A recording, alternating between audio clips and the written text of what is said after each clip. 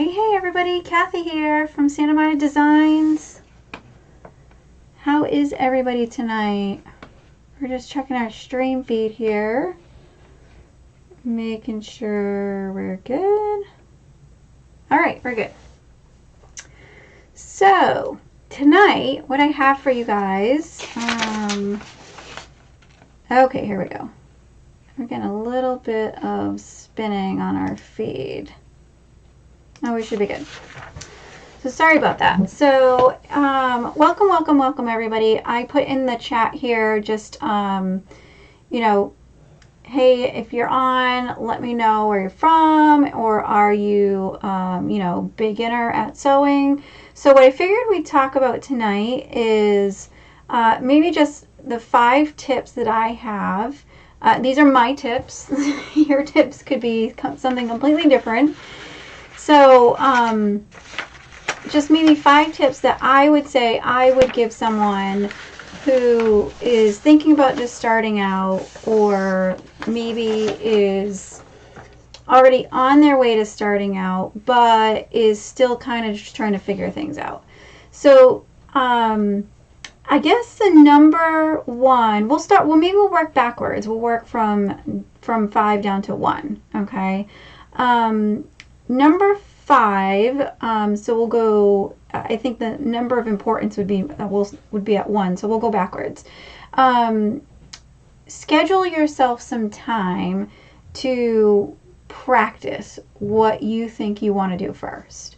So I know a lot of us tend to want to just get right into it and get going and go ahead and start something, but I would highly recommend, out of my own experience, of not having allowed myself the time, is not allowing myself the time to have practiced, whether it be certain stitches or, you know, curving certain lines, giving myself enough time to practice before I actually do, you know, the trial run of whatever it is I'm trying to make, just to be able to get yourself some experience, because that will help you from when you go to actually make your first piece, that you've had some practice with some smaller items, and you can then go ahead and take the stuff you've learned and do it on your first trial versus making those mistakes on your first piece, okay? So that would be number 5 out of the 5. So we're going to work backwards. We're going to go to number 4. And then, so I get it. So as creatives, I love when I see anything new and possibly shiny or with glitter, I want to buy it. That can even go for patterns or fabric, anything that, you know, we just see we want that maybe is on sale, maybe we want to buy it. So I would say buy the tools that you need really the most first, without having to buy out the whole entire store.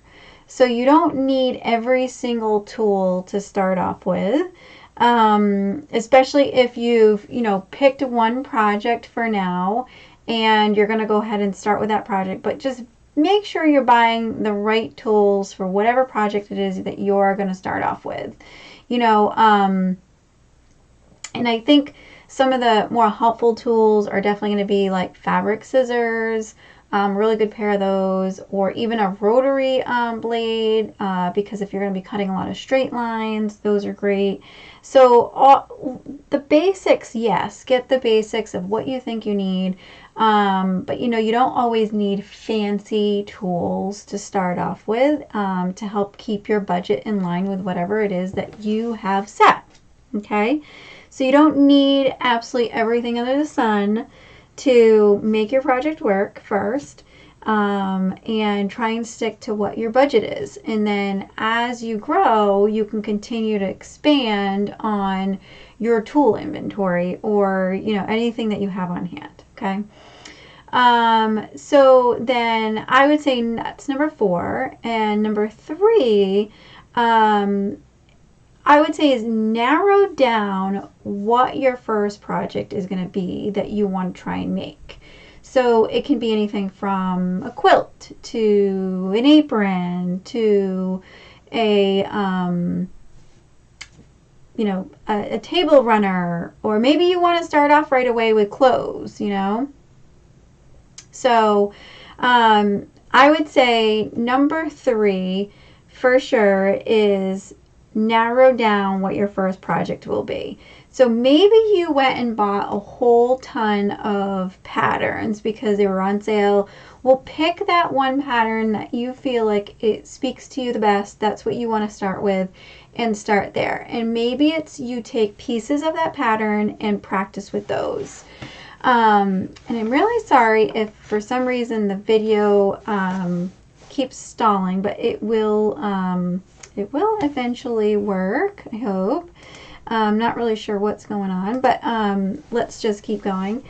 And hi everyone that's coming on. So welcome. We're going down the list of what I feel like are some 5 basic tips to beginner sewing, okay? So number 3 is definitely narrow down your first project that you're going to make.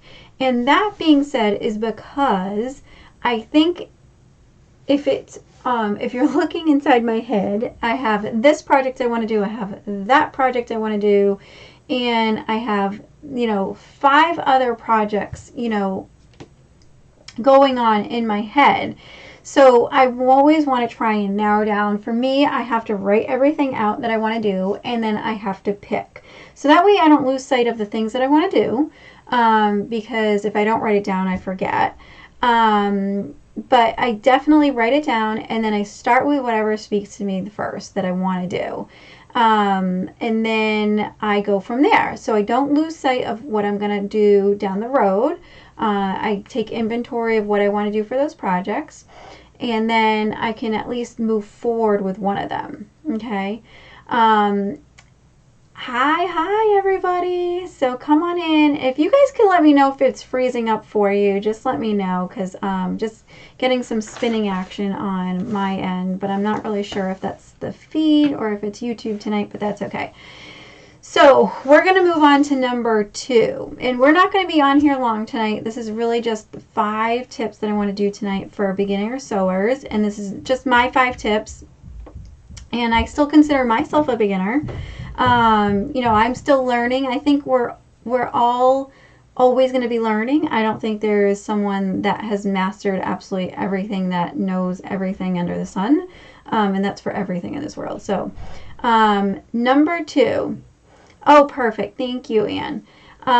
So number 2, practice keeping control of your speed, especially if you're doing a project that has like turns and squiggles or anything like that. And sometimes I think for me, I know what helped me was finding the right machine to start off with. Especially for whatever projects that I'm going to be doing.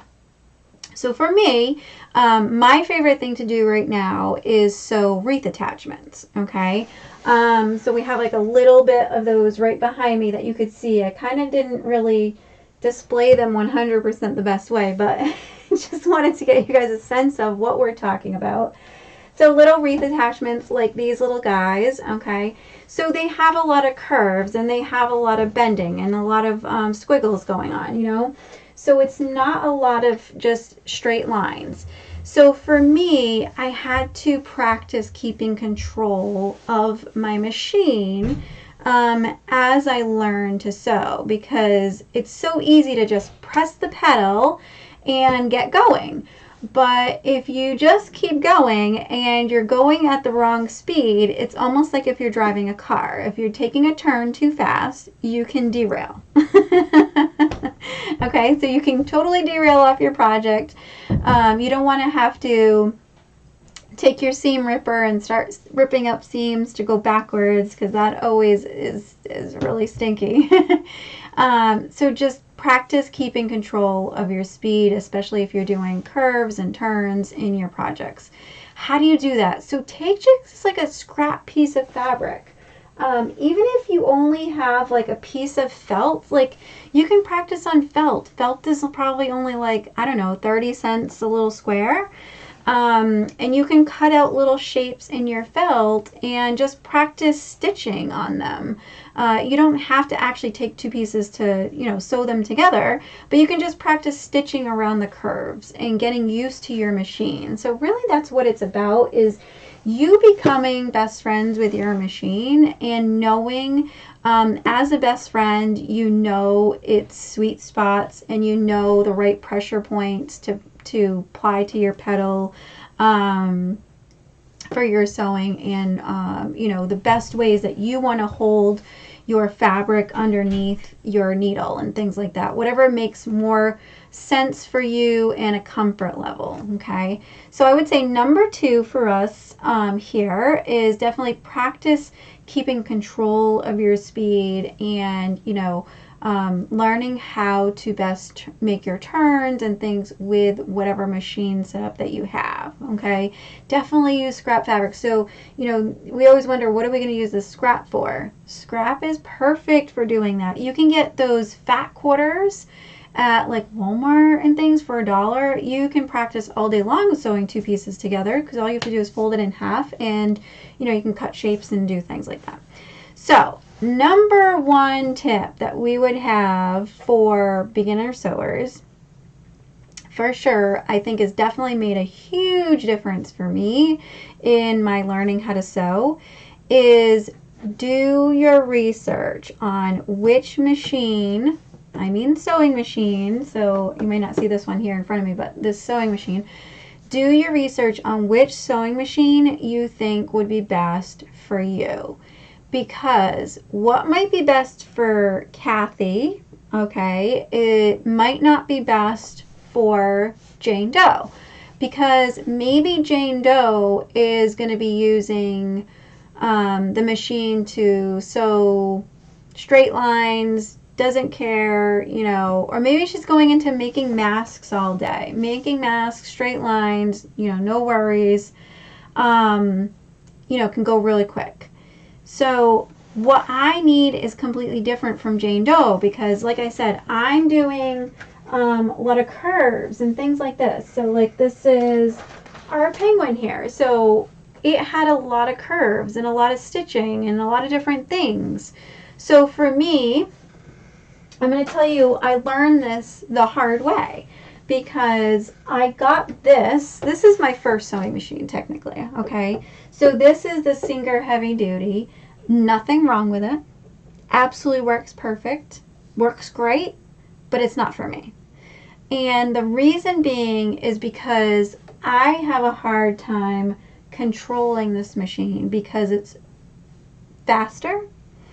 It doesn't have a down needle position, and the pedal and I are not friends yet.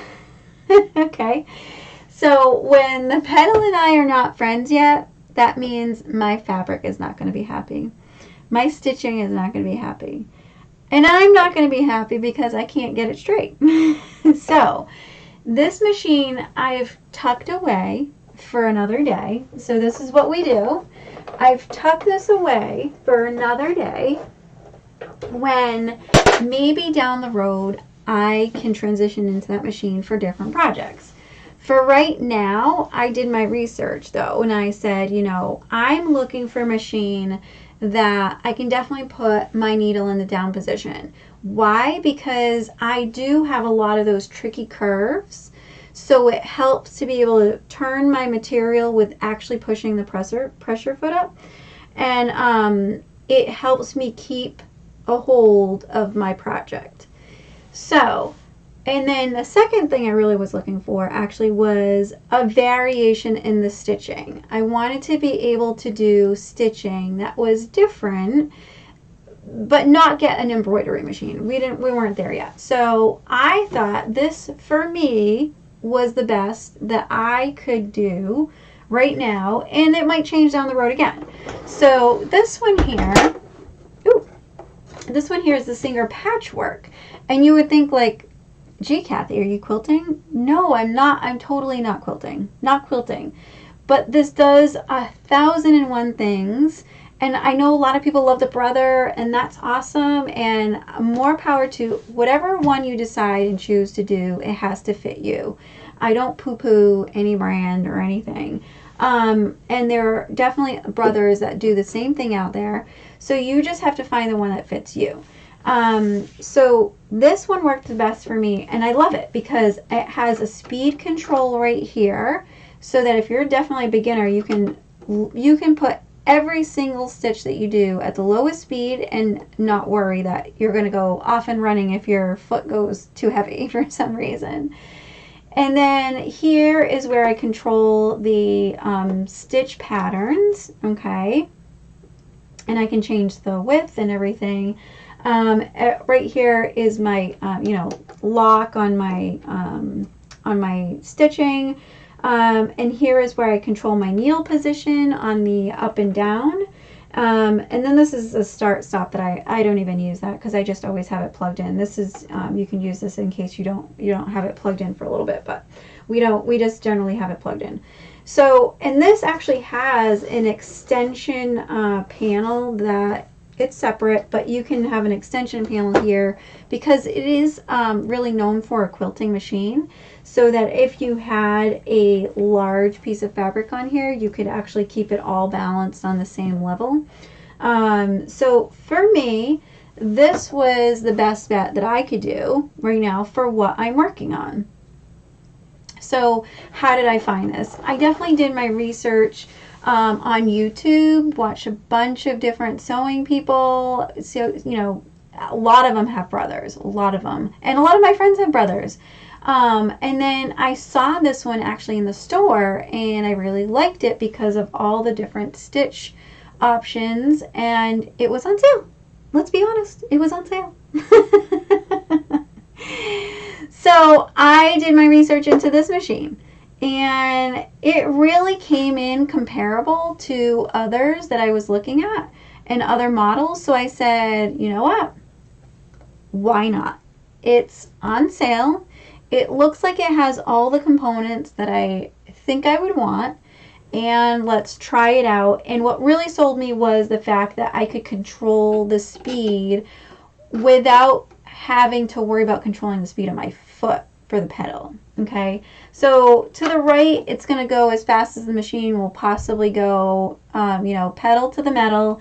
But if I have it all the way to the left, no matter if I put my pedal to the metal, meaning like the foot is compressed, presser foot on the pedal is pushed all the way down, it's only going to go that speed, as it's only going to go that fast, and it will not go the fastest the machine can possibly go. So it's a good control if I was starting out, which was when I was starting out, and have a little bit more experience now, not professional, but a little bit more experience. And so that is what I would say for sure was definitely the 5 tips that I had. Now, I put in a little bonus tip in here in the description if you guys didn't notice, so we'll talk about that in a second. So we're just going to recap our 5 tips that we went over in order of that as we presented. So we went 5 and backwards. So number 5 was schedule yourself some time to practice what you think you're going to be working on versus just getting your project, get going, and then, having some struggles with never having done certain things before on your actual piece. So give yourself some time to practice before you get into your piece. Number 4 is try and buy just the necessary tools that you need to get started. Don't buy the whole store out. You don't need the whole store. You don't need all the fancy things to start off with, but buy the basics, like your pins and your pin cushion, your good scissors, maybe a seam ripper. You definitely need a good measuring tape, that kind of stuff. So buy your necessary tools, or even get your family to get some of those tools for you if you ever got a birthday coming up, or an anniversary, Christmas is around the corner. So ask for those tools that you need. Number 3 was narrow down the project that you think you're going to start off with first. I know we always have a ton of ideas in our head. Write them all down first and then pick the one that speaks to you, okay? And then number 2 was practice keeping control of your speed, especially if you're doing curves and bends and things like that. So that way when you do your project, you know you're good. You're not going to be so scared to do it, okay? And then number 1 was do your research on which machine you think will work best for you and the kind of projects that you're going to be working on the most. Because again, if you're not going to be doing the kind of work that I'm doing, this might not be the machine for you. You might want the Singer heavy duty. Maybe. Who knows? You might want a Brother. Who knows? So those were, that's a recap of 5 down to 1 of the 5 tips that we did for beginner sewers. So number 6 bonus tip. So we got a number 6 tonight. Number 6 bonus tip, I would say, which has been a real good lifesaver, is try to find yourself the right surrounding to have the positive support you need to get started. And what do I mean? So I mean like finding yourself a Facebook group, and these are usually free. These are always usually free groups. So you're not paying any kind of monthly fees, none of that, okay? There are a ton of free groups, especially even on Facebook, free tutorials here on YouTube, okay, that you can join and be part of to help find the support you need from other fellow crafters, other sewers that would definitely love to, you know, answer your questions if you're having trouble with something, or even you might get inspiration from others. Maybe somebody made this really beautiful dress that you're looking to make. Well, gee, where did they find that pattern? Okay, so you can ask the group, where did you get that pattern? And then you can go off and, you know, find out where it is and see if they still have it. So there is a lot of support out there that I would say that you could just walk into a group of thousands of members that you would never normally meet, you know, because, well, especially with, you know, all this stuff going on in the world, but this is the easiest and safest way is over the internet sometimes to just make friends with this group of people that are a lot of times, I would say a lot of times, because it just depends on the group, for the most part, they are so non-judgmental and would really actually provide you positive support and feedback for whatever you need to do. So find those Facebook groups. Just do a search. Go into the top search bar into Facebook and type in beginner sewing group. There's probably 10 of them that come up at least. And some of them have in the hundreds of thousands of members. So find the group that's right for you. You know, read through their group rules before you join and make sure you're going to abide by the rules and join up a group. That's our bonus tip. You know, find the support that you think you need. And even if you don't think you need it, join, because I guarantee you down the road, there's going to be a question or something that comes up and that group is going to be there for you. Okay. So does anybody have any questions for me? I just got a recipe that popped up on my screen. So I see lots of great things on the screen here. So hey everybody. So thank you for staying on with me. So that's all we've got for tonight. We wanted to go over, you know, those really 5 beginner sewer tips that we felt we wanted to communicate and share with you. And then there's that bonus tip that we put on at the end. The bonus tip is listed in the description to the video. But if you haven't subscribed to our channel, we're going to be doing a lot more talking about sewing in our projects. So we'd love to have you back. Go ahead and hit that little subscribe button. It doesn't cost you a thing. And then if you hit that little bell icon, YouTube will just let you know whenever we're on, or whenever we post up a video. So we are usually live on Thursday nights, 9 p.m. Eastern Standard Time. So come back and join us here anytime, or you're welcome to watch any other video in our playlist. Okay, so thank you for joining us.